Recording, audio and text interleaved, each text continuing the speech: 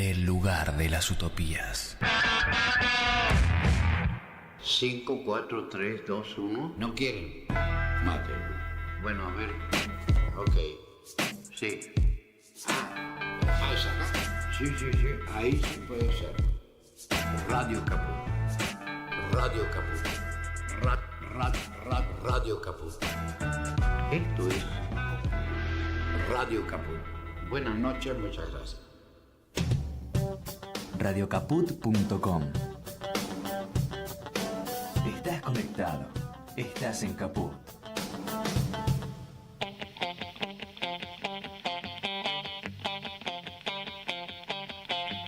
Operativo Clamor. Con Javier Vicente, el relator del pueblo. Tu amor te espera, no esperes más, porque perdiste tanto tiempo. Operativo Clamor. Los jueves a las 14 en Caput. Entre lujurias y represión, bailaste los discos de moda y era tu diversión burlarte de los ilusionistas. No llores por las heridas que no paran de sangrar. No llores por mi Argentina.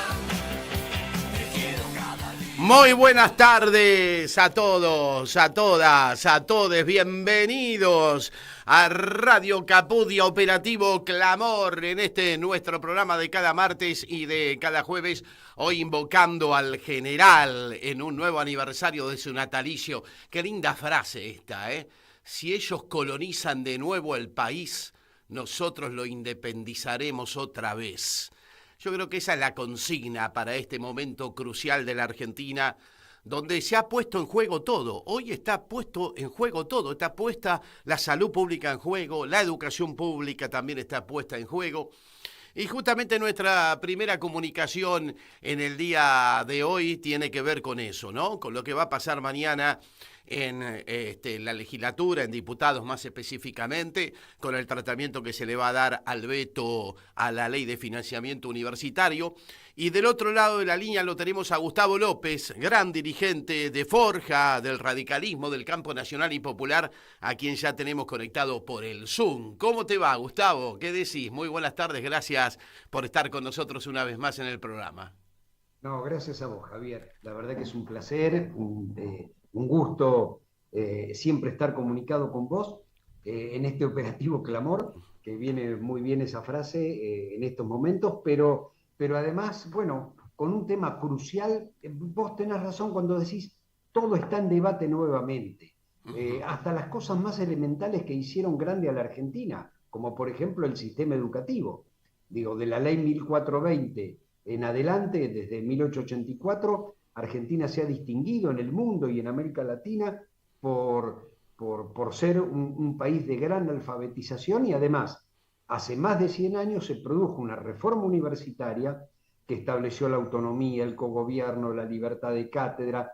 Esa reforma dio vuelta al mundo y hace más de 70 años además se estableció la gratuidad en 1949. Así que nosotros tenemos una universidad con 3 premios Nobel de Ciencia, es el único país de América Latina que lo tiene, con 2 premios Nobel de la Paz, y además, bueno, con unas trayectorias enormes en el campo científico y tecnológico, el primer país de América Latina que manejó la energía nuclear, el único país de América Latina que manda satélites al espacio, y todo eso hoy está en discusión, en juego, de una manera absurda, con argumentos absurdos, porque mañana se va a debatir en diputados si gana el veto, es decir, el no aumento a los docentes que tienen o que tenemos, me incluyo, los sueldos disminuidos en más de un 50% desde principio de año, igual que los no docentes,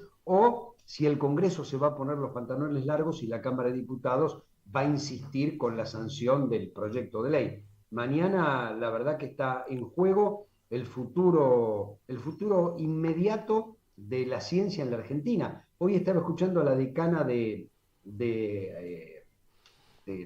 la Facultad de Agronomía, ya se fueron 30 docentes. 30 docentes del posgrado se fueron a otros lugares, a otros trabajos, porque no pueden sostener viviendo con el sueldo universitario. Estamos hablando de una de las facultades que prepara ingenieros para una de las actividades centrales de la Argentina, que es el campo. Claro. Así lo estamos viviendo hoy. Claro, claro. Entraste en el comienzo de la charla, entraste por el lugar que de alguna manera yo te quería requerir y en ese sentido no quiero herir susceptibilidades, pero el vínculo entre la Unión Cívica Radical y las universidades es desde el nacimiento mismo de las universidades como tales. Vos lo decías bien, la reforma del 18, lo que representó esa reforma para la Argentina, para el radicalismo, para la sociedad toda.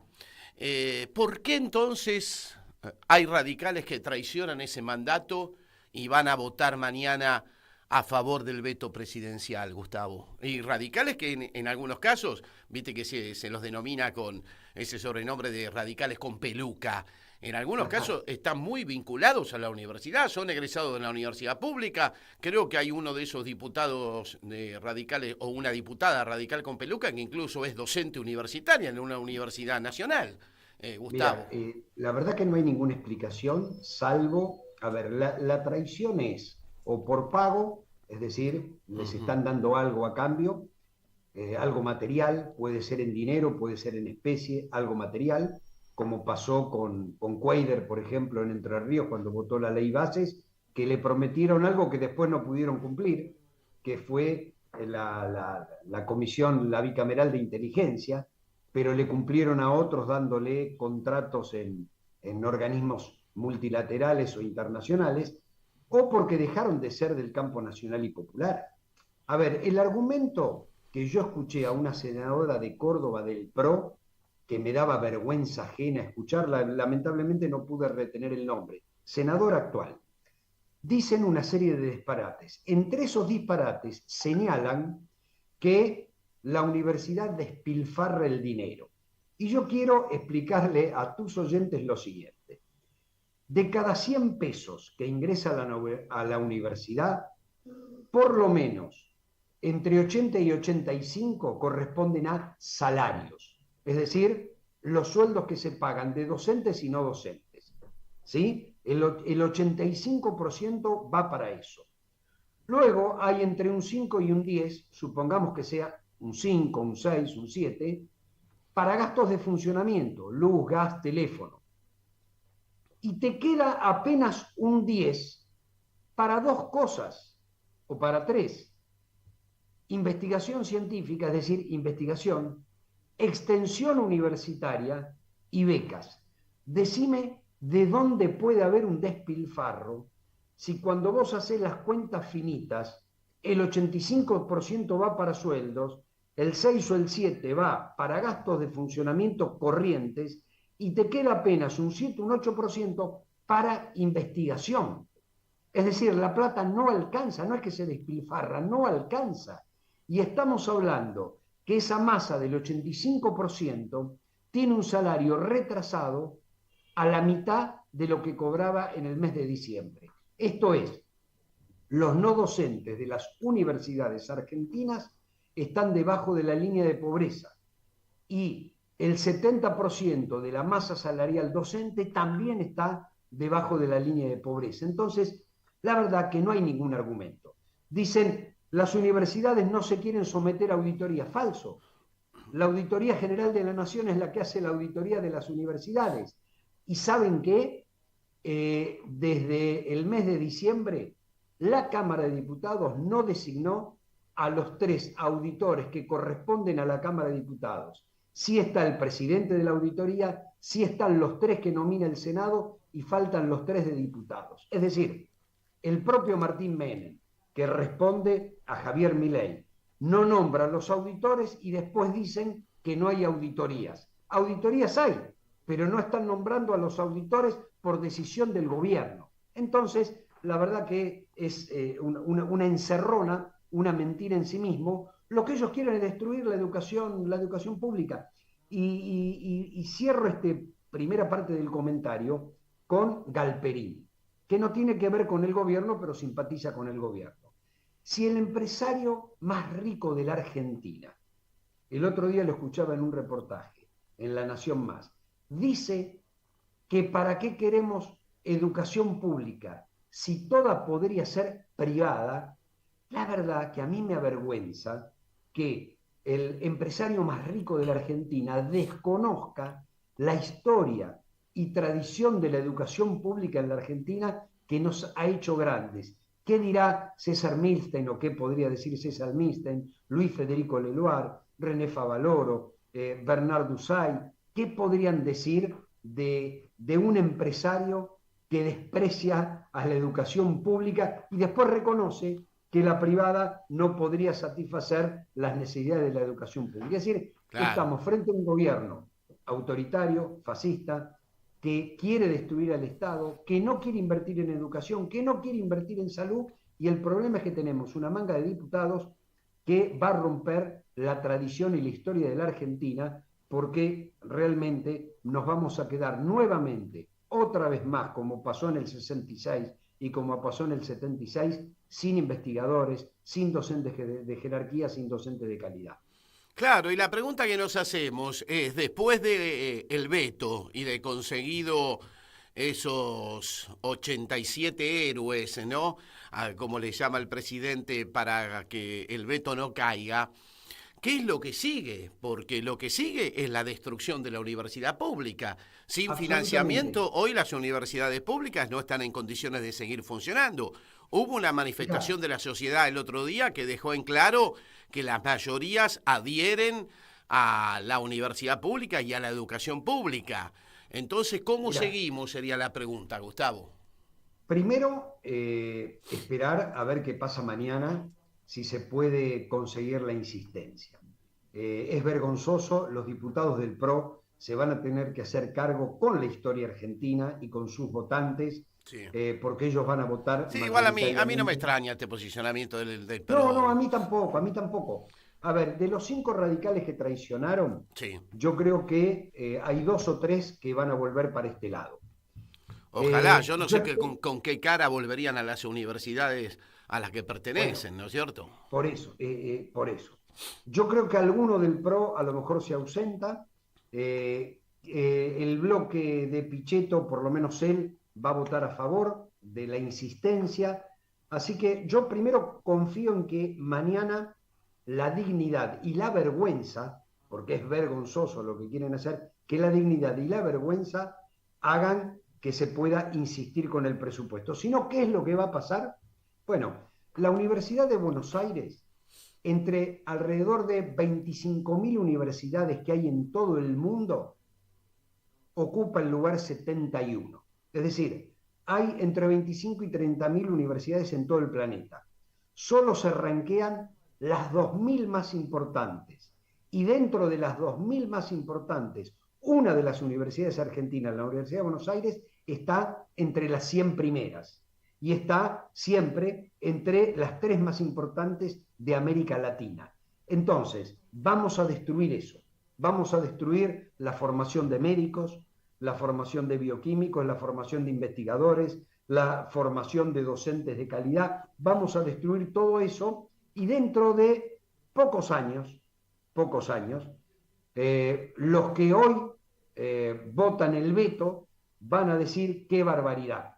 Y la gente que no termina de tomar conciencia, porque cree que el Estado es malo, va a decir, cuando vaya al médico y el médico no le pueda resolver el problema, ¿qué pasó con la formación de este médico? Y señora, usted votó a quien le sacó el presupuesto a las universidades y por eso no podemos formar a los médicos que hoy le salvan la vida. Fíjate vos qué locura, ¿no? Qué locura.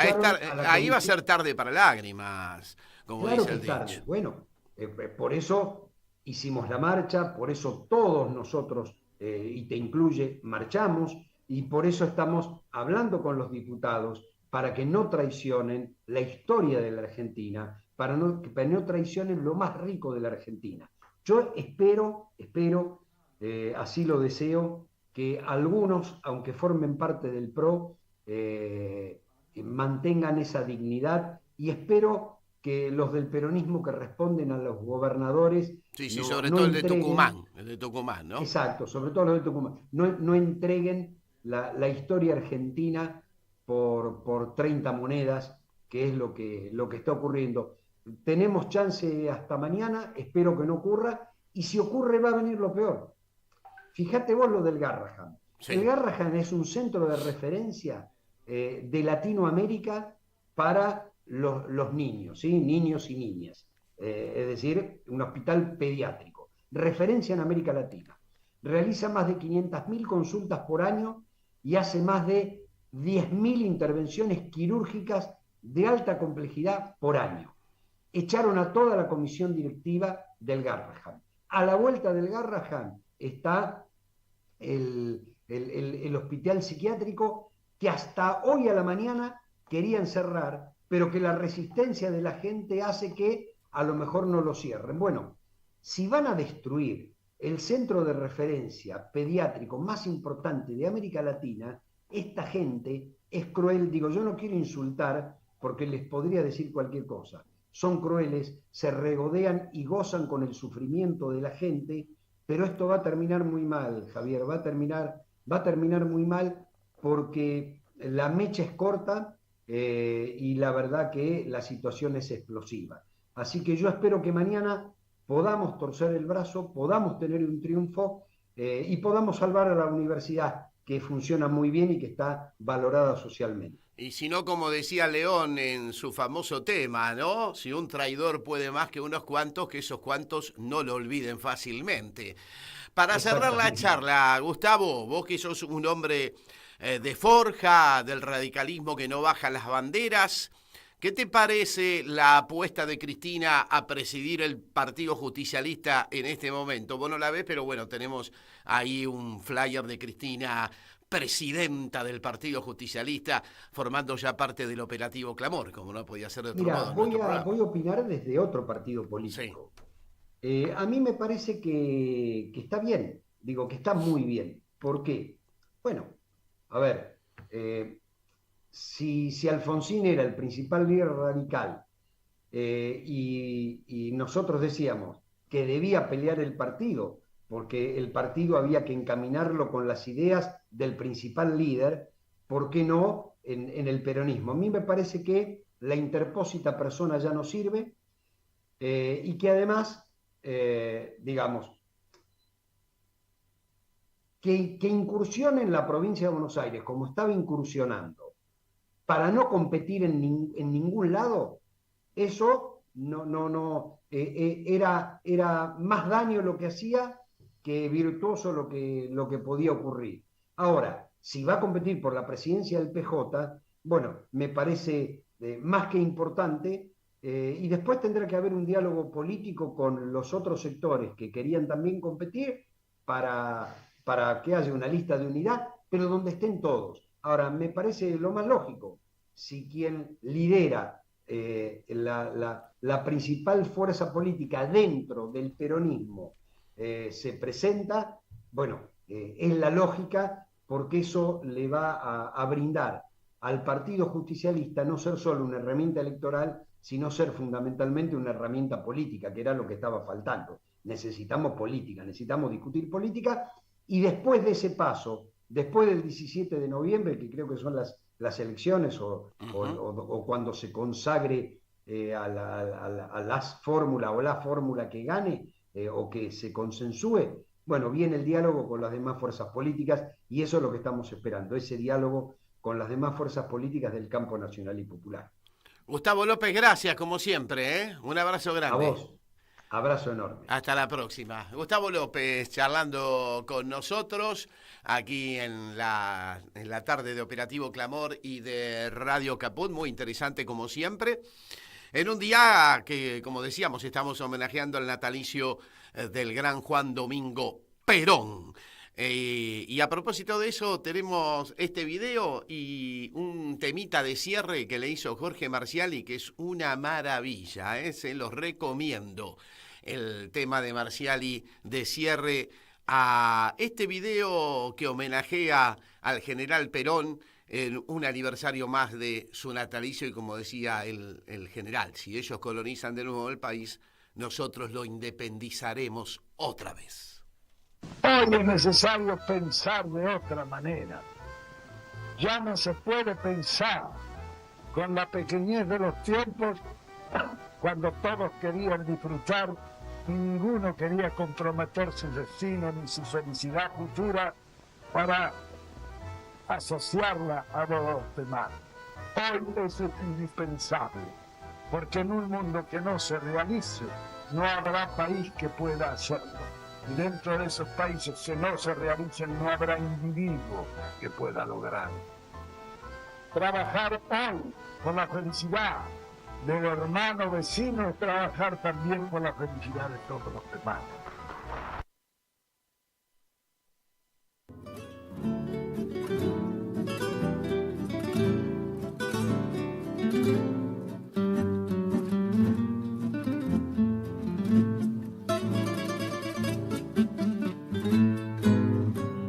Ayer cuando Perón era cangallo, había un tipo muy particular que después de copar Plaza de Mayo sacudió la modorra nacional. Era un tipo para odiarlo hasta la muerte, pa' quererlo a los gritos con pasión. Algunos ya lo hicieron avenida y otros no quieren tirarle ni un cordón. Este tipo que yo digo no era el viudo de una santa, no era el gil de una torranta. Este tipo era un Don Juan, seduciendo multitudes al compás de una marchita que esperaba con corcheas combatir al capital.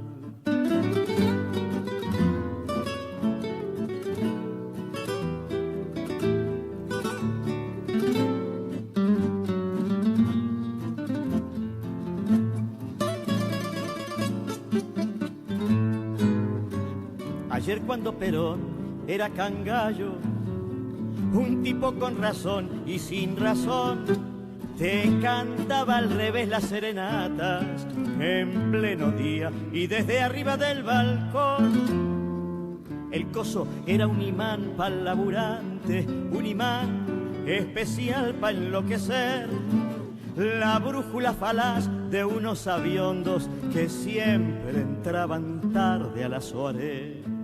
Era un bombo, una pintada, una foto en el ropero, la campera y la cultura de picar siempre primero, la sonrisa y la gomina y la cancha de Gardel, la pasión y una doctrina que no acaban de leer. Socialista, fascista, populista, todos los istas le cabían de un tirón. Etiquetas para explicar un fato que pa'l vulgo no precisa explicación. Un católico de hostia prohibida, un milico pacifista y a la vez un tirano al que votaban todos, el yo descamisado de un burgués. Cuántas distintas miradas pa' poderlo interpretar, montoneros y la vieja burocracia sindical, militantes de las bases y guardianes de algodón. El lindo tema este de Marciali, cuando Perón era cangallo, el gran Marciali, que tiene una particularidad, mendocino, talentosísimo de nuestro folclore, justamente mañana se va a cumplir el aniversario del fusilamiento del Che, allí en Bolivia, y él falleció ahí, al pie de la tumba del Che, en Cuba, visitando justamente Cuba. Jorge Marciali fue a visitar la tumba del Che, en la zona de Santiago de los Baños, y ahí le agarró lamentablemente un paro cardíaco que terminó con su vida. Increíble, Jorge Marciali. Pero bueno, ya tenemos comunicación con Mila Zurbriggen. Ustedes la conocen bien, porque está actualmente en Duro de Domar. Es una joven emprendedora, una joven talentosa. La seguimos en cada una de sus miradas, de sus declaraciones. Yo digo que es la primera arrepentida del proyecto de La Libertad Avanza. Pero bueno, a ver qué nos dice ella. ¿Cómo te va, Mila? Bienvenida a Operativo Clamor, aquí en Radio Caput. Soy Javier Vicente, el gusto de saludarte. ¿Cómo estás? Hola, ¿cómo estás? Muchas gracias por llamarme, por el espacio. No, por favor, gracias a vos por atendernos. Te seguimos mucho en Duro de Domar. Nos gusta la forma en que encarás el debate, en que haces las propuestas, pero me equivoco cuando digo que sos la primera gran arrepentida del proyecto de La Libertad Avanza. Sí, la verdad que yo fui la primera que denunció lo que iba a ser este espacio y a lo que podía llegar. La palabra arrepentido, la verdad no me gusta porque es como medio estigmatizante, ¿viste? Pero sí, me hago cargo de que fui la primera que reconocí lo que era ese espacio y además me hice cargo y salí a denunciarlo y exponerlo públicamente. Exacto, y no con pocas consecuencias para vos, ¿no es cierto? No, fue bastante duro. Fue bastante duro, hubo toda una persecución de estos trolls que hoy están tan activos, te atacaron con todo, ¿no es cierto? Sí, de todas maneras yo creo que fue lo correcto, porque sobre todo cuando yo llego a estar como presidenta de la juventud y tener, digamos, un lugar importante, empezar a tratar más cercanamente con los dirigentes del espacio y puedo ver la verdad, lo que había de fondo, lo que estaba pasando, definitivamente tenía que ser responsable y hacerme cargo de lo que yo sabía y de lo que yo veía. Claro, y lo bien que has hecho.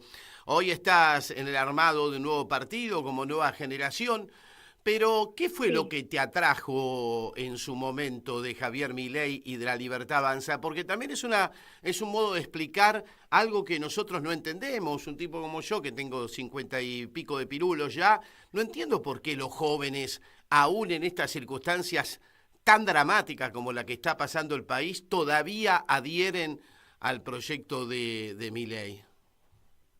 Yo creo que el error está en haberlos convencido de que de alguna manera esto podía ser un proyecto más nacionalista. Creo que mi generación, desde que está o tiene memoria, lo que ve es el avance quizás de un globalismo, de diversas corrientes que por ahí no tienen mucho que ver con lo que realmente son los problemas de los argentinos. Y en ese contexto aparecen distintos pensadores a convencernos de que el problema era quizás toda esta política que venía hace muchos años y que la solución venía por la derecha. Entonces, yo siempre digo que la gran mentira fue haberle dicho a nuestra generación que de alguna manera un proyecto de derecha o liberal podía ser nacional. Y claro, si te fijas, un poco ellos salen con la bandera argentina, salen con esto de que van a hacer Argentina grande otra vez. Y bueno, todo eso convenció a una generación. De hecho, lo poco que he vuelto a hablar con algunos de los que siguen en ese proyecto, lo que me dicen es que es un proyecto nacional porque está muy bien aliar a nuestro país geopolíticamente con Israel o con Estados Unidos, cuando si de fondo profundizaran en lo que significan esas posturas geopolíticas, se darían cuenta de que no es lo mejor para el interés nacional. Bueno, eso ya quedó medio de modé, porque hoy aquel que hablaba pestes de China se abraza a China, y como yo digo, en cualquier momento vemos la foto de peluca con Kim Jong-sul, el líder de Corea del Norte, ¿no?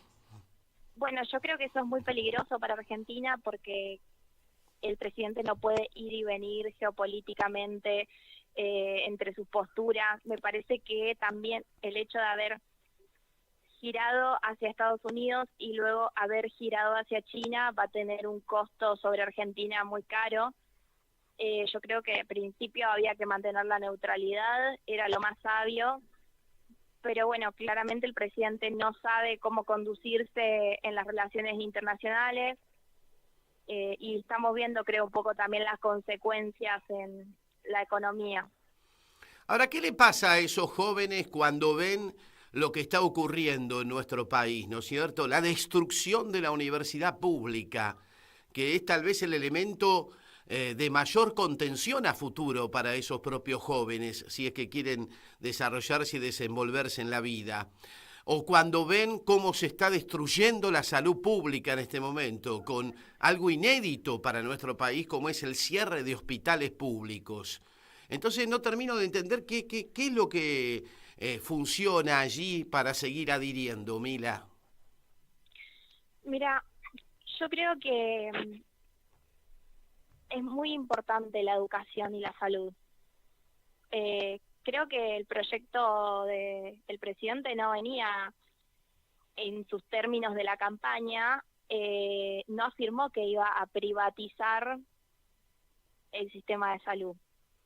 Uh-huh. Y yo creo que ahí él traiciona su pacto electoral, y es por eso que me gusta reafirmar esto. Creo que la mayoría de los que lo eligieron, en realidad lo eligieron pensando que era un proyecto nacional.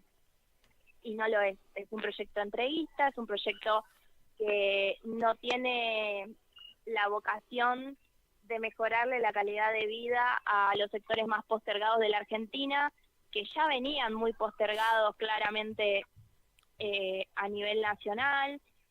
Y a mí me parece que ellos usaron eso para tratar de cooptar el voto popular, llegar al poder, y para mí lo que están haciendo en realidad es cerrar el país, o sea, porque un país sin salud, un país sin educación, es muy difícil que haya algún tipo de movilidad social ascendente, que las personas puedan salir de la clase social y la condición socioeconómica de la que provienen. Entonces me parece que realmente muchas veces veo mucha tibieza por parte de la oposición para afirmar lo que es este espacio político.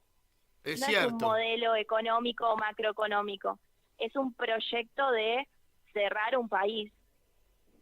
Es cierto, no estamos viendo una reacción de acuerdo a todo lo que está ocurriendo y cómo se está llevando por delante la Argentina. Uno ve a una sociedad que, más allá de que de a poco se va movilizando, lo vimos en la marcha de los universitarios, lo estamos viendo ahora con la adhesión que genera los trabajadores de la salud, los trabajadores de la educación, pero hay como una sociedad que está todavía adormecida.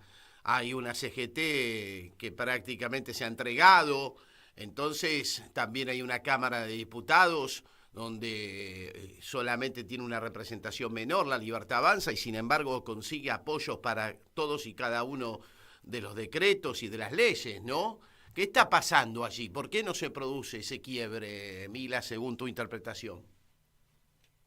Bueno, la pregunta que yo me hago es ¿qué estarán negociando? ¿Qué estarán arreglando? ¿Qué estarán pensando? Porque yo lo que veo cuando voy a las marchas, que he ido a la marcha de los universitarios, me voy a la marcha de los jubilados todos los miércoles, al mismo tiempo también me fui a ver lo que está pasando en el Bonaparte, lo visité a los trabajadores de la salud que estaban ahí protestando y que siguen protestando porque si no les cierran el hospital.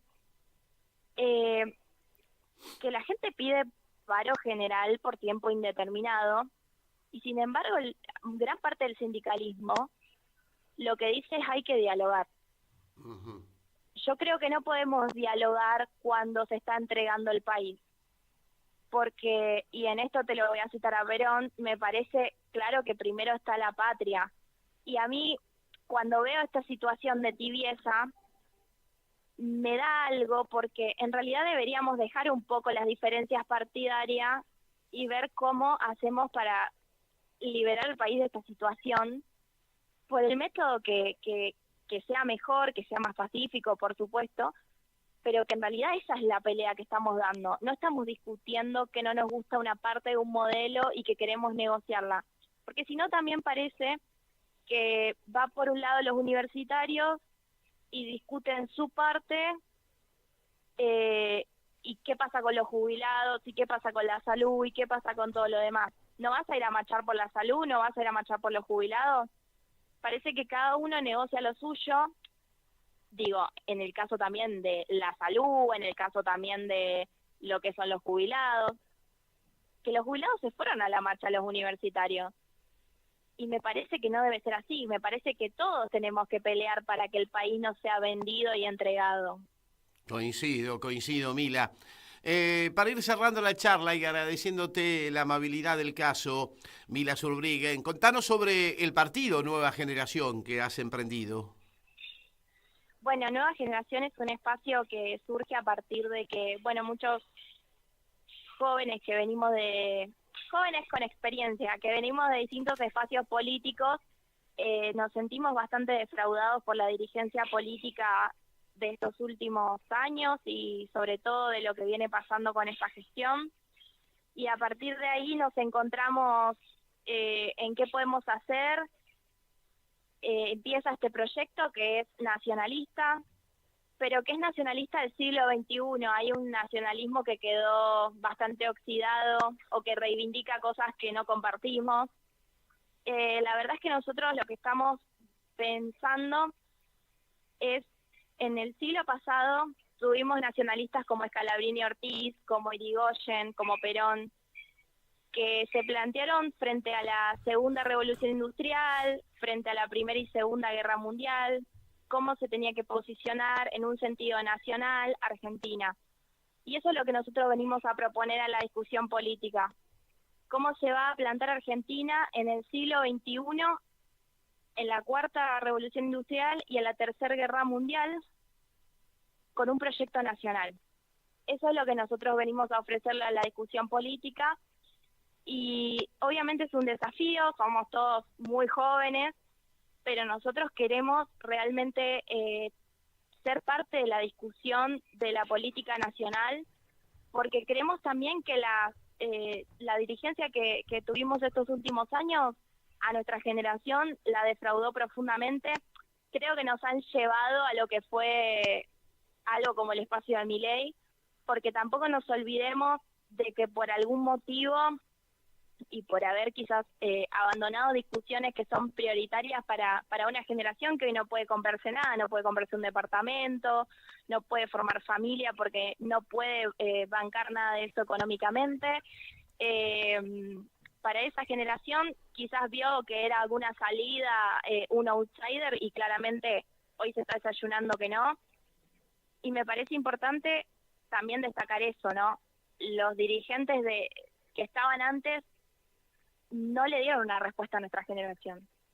Así Más es. bien siempre lo que se vio fue como un uso político de la juventud, o la juventud siempre está para pegar panfletos, para estar en cargos que no son de decisión, cuando se están tomando decisiones que van a afectar nuestro futuro en los próximos años.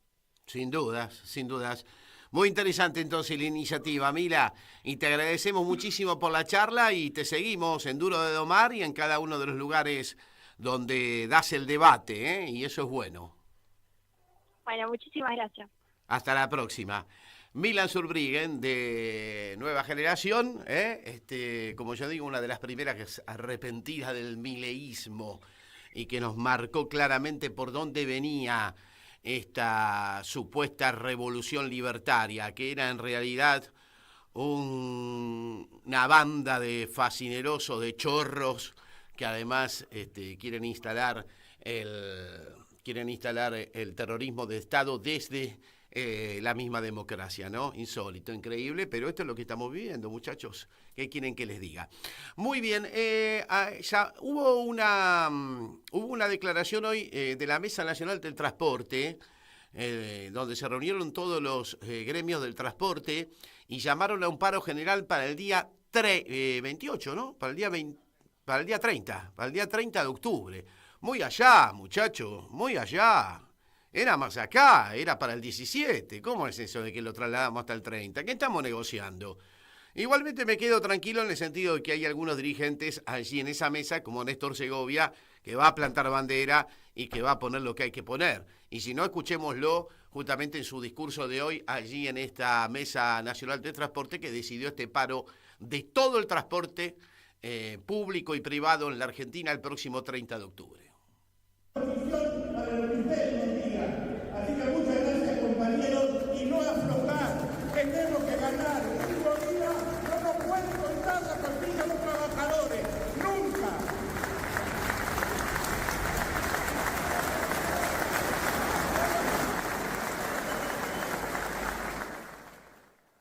Pasaba en la tarde de hoy allí en el plenario de la Mesa Nacional del Transporte, donde estuvo el gran Néstor Segovia como representante de los trabajadores del subterráneo, justamente convocando a este paro general de transporte para el 30 de octubre. Lo que se dice es que la decisión de trasladar la fecha del 17 de octubre al 30 tiene que ver con la paritaria de la UTA, que ustedes saben bien, está bajo un llamado a conciliación obligatoria. Igualmente a mí me parece un poco tarde.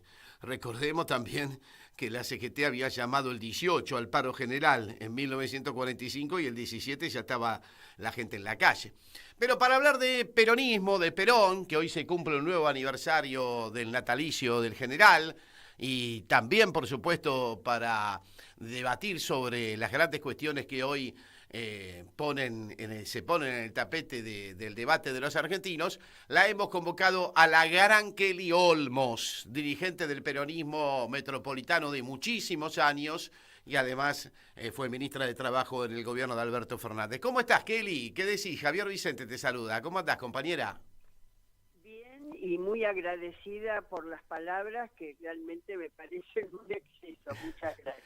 Bueno, nos conocemos de hace muchos años, de la militancia del peronismo de Capital, pero ¿en qué momento vos creés que encuentra al peronismo esta etapa tan difícil para los argentinos, cuando además la propia Cristina quiere hacerse cargo del tema y presidir el Partido Justicialista, Kelly? Mira, creo que nos encuentra en un momento donde estamos volviendo a encontrar ámbitos de reunión comunes, de debate, de revisión, de formulación de propuestas hacia el futuro. Este es un momento para retomar nuestro camino hacia adelante. Claro, un camino muy difícil, porque yo creo que por primera vez en la historia de la Argentina, por lo menos en la historia de la Argentina democrática, el pueblo argentino se encuentra frente a un enorme desafío, que es el de un proyecto político que ha venido a arrasar con todo, a destruirlo todo. Y pocas veces ha pasado algo semejante, Kelly. Efectivamente, como vos bien señalás, ese tipo de actitudes, de concepción, la tuvimos con los golpes militares. 55, 66, 76... eran proyectos que se imponían por la fuerza y que venían a arrasarlo todo. Incluso no podíamos ni siquiera pronunciar el nombre de Perón o justicialismo, cantar la marcha, ¿no? Las libertades estaban totalmente conculcadas. Esta es una experiencia en el marco democrático que se inscribe también en un proceso más global, donde las extremas derechas están teniendo un protagonismo inédito. Y la verdad que sí, que efectivamente es un proyecto muy perverso y destructivo. ¿Y cómo lo enfrentamos? ¿Cómo te parece? Porque por supuesto que el campo nacional y popular tiene una historia de luchas, de mártires, tiene un legado en ese sentido. Pero también es cierto que cada momento histórico tiene particularidades. Y aquí nos encontramos en un momento difícil, ¿no? Porque ¿cómo enfrentamos a un proyecto que además lleva consigo una gran mentira, ¿no? Toda una fachada narcocapitalista que encubre la verdad de los hechos, que es la restauración neoliberal al mejor estilo Martínez de Oz, al mejor estilo Krieger-Bacén, al mejor estilo Domingo Cavallo, ¿no? Así es, y la imposición de un proyecto que es el proyecto global. un proyecto que hace que un puñado de personas tengan un patrimonio superior al 95% del resto de la población mundial. Ese es el proyecto que se quiere imponer acá, de absoluta concentración y polarización social. Claro, pero aparte con una sociedad que votó esto, lo votó de forma consciente. A diferencia de lo que pasó con el menemismo cuando se propuso el salariazo y la revolución productiva y se tomó para otro lado, o con Macri que prometió pobreza cero, aunque todos sabíamos que era una gran mentira. Pero aquí se explicitó este proyecto, Kelly. Es que nosotros, esa es la parte que nosotros tenemos que revisar. Hay una demanda de la sociedad por estabilidad que nosotros no supimos leer correctamente. Hay en los últimos años un péndulo entre desarrollo y estabilidad que pareciera transformar esos dos conceptos en antagónicos.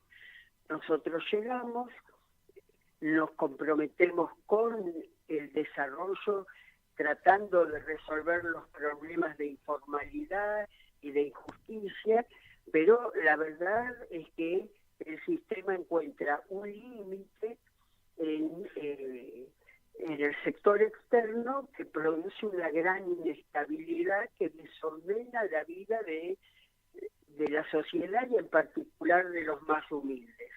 Vienen ellos embanderados en la estabilidad y en realidad más que estabilidad traen recesión e hipotecan cualquier oportunidad de desarrollo por varias generaciones, a través del endeudamiento externo y de las acciones que generan. Nosotros tenemos que poder ofrecerle a la sociedad un proyecto de desarrollo que cuide de la estabilidad, porque ese es un valor que nuestra sociedad reclama. Claro. Ahora, no hay mayor inestabilidad que la del gobierno actual, ¿no es cierto? Que cada día se desayuna con un martes 13. Es la estabilidad de los cementerios. Claro. No es para nada sustentable. Y si es sustentable sobre la muerte, digamos, objetiva, o mejor dicho, el desplazamiento fuera del sistema de la mayoría de la población. ¿Y por qué crees que todavía no reacciona la población? ¿Por qué todavía Porque está tan adormecida? Porque es muy poco tiempo. Para los que lo han votado, no hay una claridad. Tómate tu tiempo, Kelly, tómate tu tiempo para... Perdone. No, para superar ese catarro que todos a veces solemos tener. Porque también yo veo que, por ejemplo, la CGT sigue dispuesta a negociar. Ya no se sabe qué cosa puede negociar a esta altura de la circunstancia, porque a los trabajadores les siguen quitando derechos. La salud pública prácticamente está en jaque, ni hablar de la educación, si finalmente mañana se consigue ratificar el veto del presidente. La CGT salió con una movilización antes de los 20 días de haber asumido este gobierno. Un paro general en el mes de enero, un acompañamiento a la movilización de las mujeres el 8 de marzo, de las universidades en abril, logró que la justicia dejara sin efecto el capítulo 4 de reforma laboral del DNU 70 y logró también modificar sustancialmente el capítulo de reforma laboral con el que el radicalismo corrió por derecha hasta el gobierno, a este gobierno de derecha, digamos. Es objetivo que con un gobierno democrático hay que negociar y a su vez plantarse en las cosas que no se pueden resolver. Claro. Aquel famoso axioma del loro Miguel, ¿te acordás? Primero hay que golpear y después negociar. El peronismo tiene una concepción situada en tiempo y espacio, en función de relaciones de poder. No podés, como CGT, convocar a un paro de 24, a la semana siguiente de 48, después de tiempo indeterminado, y ¿qué proponemos? La guerra civil. Acá tiene que haber un proceso político que vaya par y paso del reclamo de los trabajadores organizados. Claro. Por eso es interesante entonces la candidatura de Cristina como titular del PJ, porque ella está viendo eso, está viendo la necesidad de volumen político para confrontar. Objetivamente, en momentos en que estamos en el llano, el partido es un instrumento importante. Claro, y por eso Cristina lo quiere revalorizar. O sea, ¿estás de acuerdo con esa decisión de Cristina? Mira, depende de cómo se conforme, honestamente te digo, el Sí. total del Consejo, ¿no?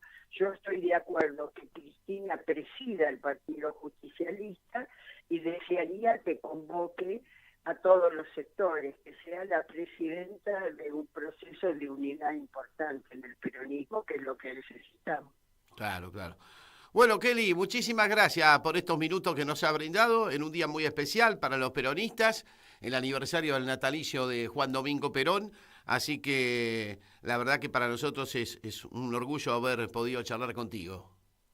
Te agradezco muchísimo que me hayas convocado. No, hasta la próxima, Kelly. Kelly Olmos, charlando con nosotros, aquí en la tarde de Radio Caput.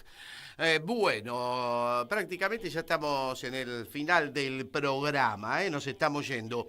Vamos a ver qué pasa mañana. Mañana tendremos novedades respecto de este veto a la ley de financiamiento universitario que se va a tratar en diputados. Y bueno, no tengo ninguna expectativa, soy sincero, no tengo ninguna expectativa. Creo que una vez más los radicales nos van a traicionar. Está en su naturaleza prácticamente ser traidores. No esperaba nada del PRO, nada. Yo creo que el PRO comparte absolutamente todos los lineamientos ideológicos de este gobierno. Cuando hablan de la universidad pública te están mintiendo. Pero el tema va a ser el después de que este veto finalmente sea consagrado, ¿no? ¿Cómo hacemos para enfrentar al fascismo? ¿Estamos aprendiendo los argentinos a enfrentar al fascismo que nos gobierna? Lo primero era identificar claramente qué es lo que está en el poder, porque había muchas lecturas sobre qué venía a hacer esta gente en el poder. Yo nunca tuve duda, estábamos frente a un proyecto fascista, y eso es lo que va quedando en claro. Seguramente el jueves vamos a tratar de dilucidar esta gran pregunta. Si está la población argentina, si está la sociedad argentina en condiciones de enfrentar al fascismo. Lo vamos a hacer con el gran Rocco Carbone, que justamente acaba de publicar un libro al respecto. Eso va a ser el día jueves, cuando retomemos el contacto con nuestros oyentes. De mi parte, agradecerles a todos, saludarlos y prometer el reencuentro para el día jueves con más Operativo Clamor. El Operativo Clamor está en marcha más que nunca, ¿no? Para que Cristina sea presidenta del Partido Justicialista. La seguimos el jueves. Gracias, Martín Loza. Hasta el jueves y gracias a todos los oyentes.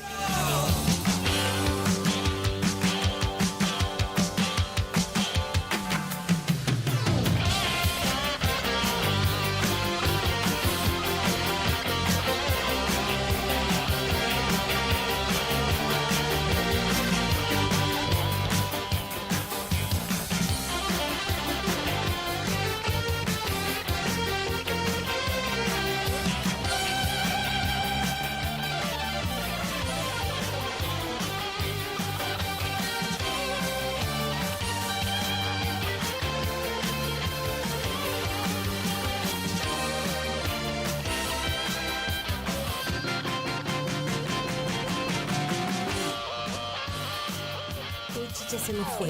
En Caput Ana María Cariaga, pero quizás no sobrevuele con su alma de abuela guerrera. pasan cosas. Para darte a vos, Clara Anaí, esos abrazos tejidos y abrigados. El zapabón. Decir que es merecido es poquito, no hay palabra.